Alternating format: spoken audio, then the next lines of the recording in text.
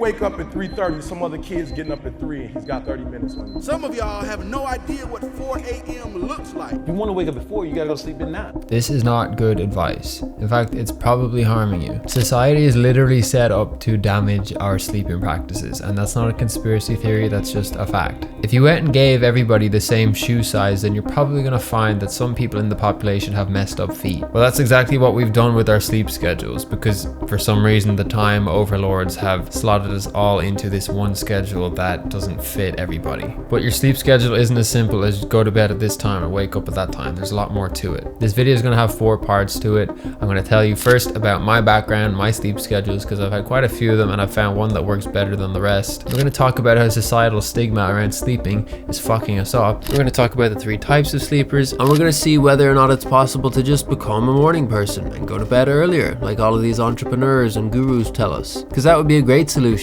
But spoiler, to be honest, it's not good news, but it could be worse news. So I'm not a scientist. However, this video has been largely inspired by the work of Matt Walker. He has a book called Why We Sleep, so I'm going to be referring to that at points throughout this video. Part 1, my tumultuous relationship with sleep. For a long time, I really liked the idea of being a productive morning person because, you know, people talk about it. Get up early and you'll get ahead of everybody. If you get up at 4 a.m, you'll have a 4-hour head start while all of these other losers are still asleep. Well, my competition is sleeping, I'm grinding. So just a heads up, I'm not a morning person, but I'm also not a night owl. And there's a third group of people, but I'll get to that in a minute. Starting in college, I would have been getting up early, going to college for classes, and then staying out late, doing social activities, and I'd be home late, and then I would have to get up again the next morning, and I felt like absolute ass in the morning. I hate getting up early. Throughout that period, my sleep was negative, to say the least. However, after college, like most arts graduates, I got a job in the service industry waiting on tables. So when I was working, I would start at like 5 p.m. and my shift could go on until as late as 3 a.m.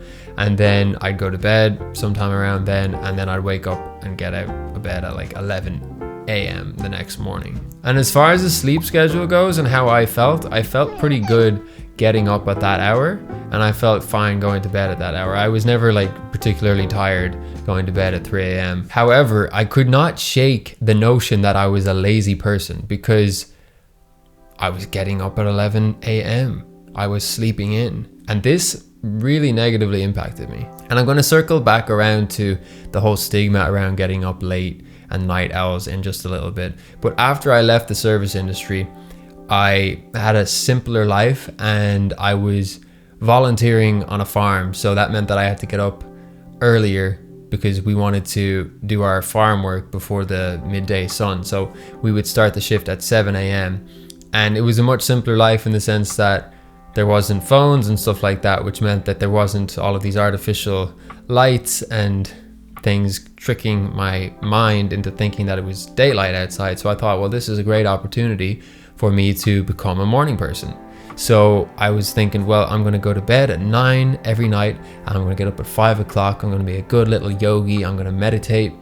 And to my surprise, 4 months of doing this, I could not sleep before 1 a.m.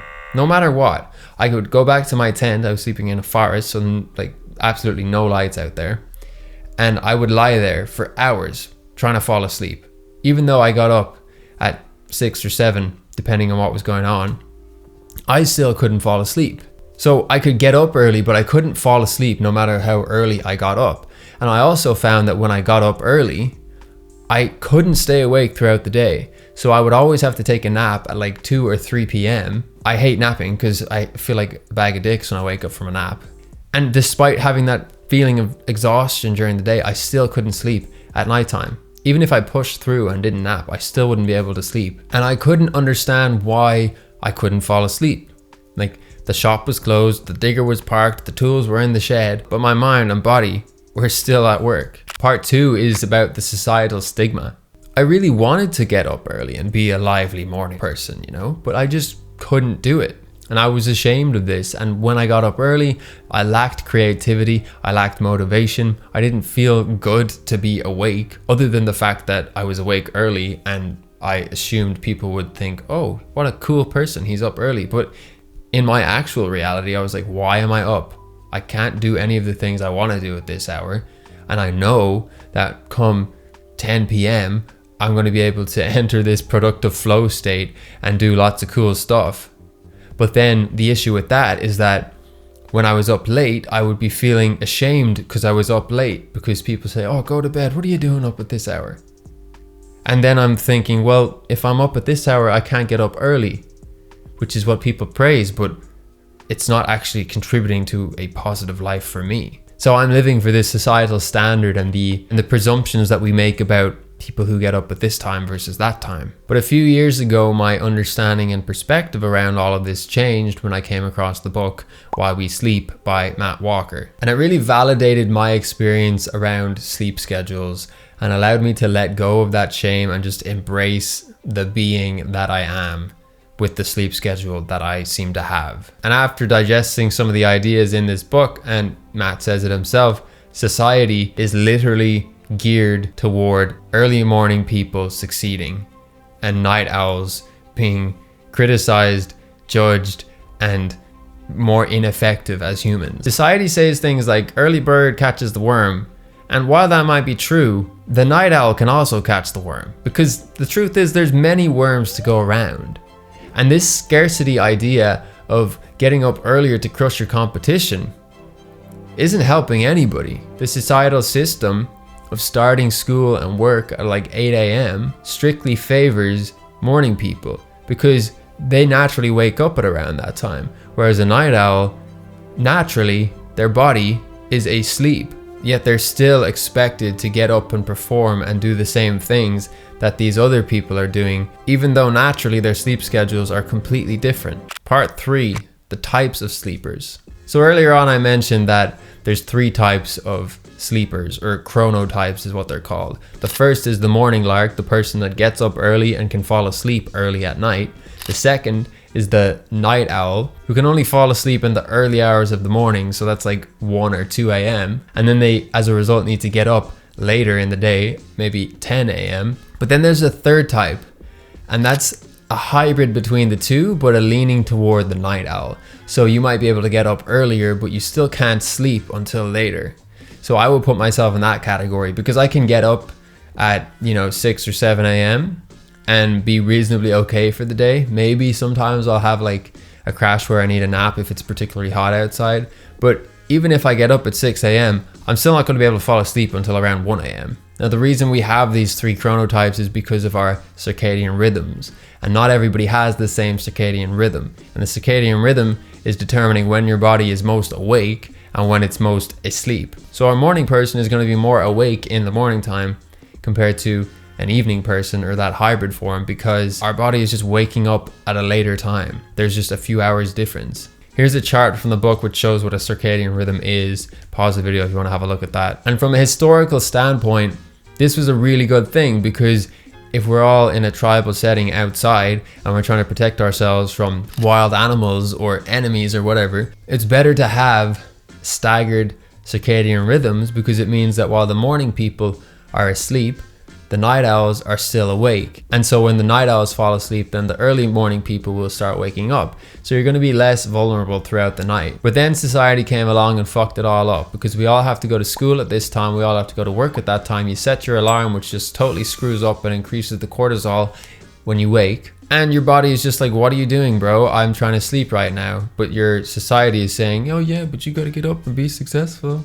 Part number 4, can you change from a night owl to a morning lark? Let's say that you, like me, are one of the 60% of people that aren't morning people. Can we change and become morning people? No. Sort of, but not really. Just when I tried to do this years ago when I was volunteering on that farm for 4 months, it's not just down to habits. There's a genetic, biological reality to this equation, and you can't just habit your way out of these things. On Matt Walker's podcast, he has an episode on this, which I'll link below. And there's a study where a bunch of night owls attempted to become morning larks over a 3-week period. And there was a very strict set of rules that they had to follow. Pause the video if you want to read them. So the study showed that the night owls were slightly able to change the time that they got up to a couple hours earlier. And then they were able to sleep a couple hours later, but still relatively late anyway. And ultimately, their cognitive abilities didn't really equate to that of someone who is naturally a morning lark, and so it didn't really work. Like, you can try force a square peg into a round hole, but it's not gonna, you know. And they'd need to do all of these things every day for the rest of their lives, which would be a bit of a doozy. So ultimately the change needs to happen on a societal level. It's not as simple as just going to bed earlier, getting up later. It doesn't work. You can't fall asleep if your body doesn't want to fall asleep. Honestly, the reason I made this video is because I felt so much shame over not being able to get up early and function and be a productivity wizard. And I know there's a lot of people probably that feel the way that I felt. And I'm just here to say, you're not a sack of shit because you get up late. You don't need to get up early in order to be successful. Of course, get up early if you want to, but if you find that you're finding a flow state in the evening, just embrace your night owl nature. And I'm sure you've heard your parents and everybody else say, oh, get up early, seize the day. Don't seize the day until your body is ready to seize the day, and then seize the day. And also don't forget that these morning people are just getting up earlier and going to bed later. They're not actually getting any more hours in the day. It's just the different side of the day. And I don't know about you, but I find the peace and quiet of the night to be optimal. And to the haters that are calling you lazy, show them this video or read that book that just fell on the floor. Have a great day. There's a link below to sign up to my helpful newsletter, and check out this video next because I have a feeling that you might like it. Take care.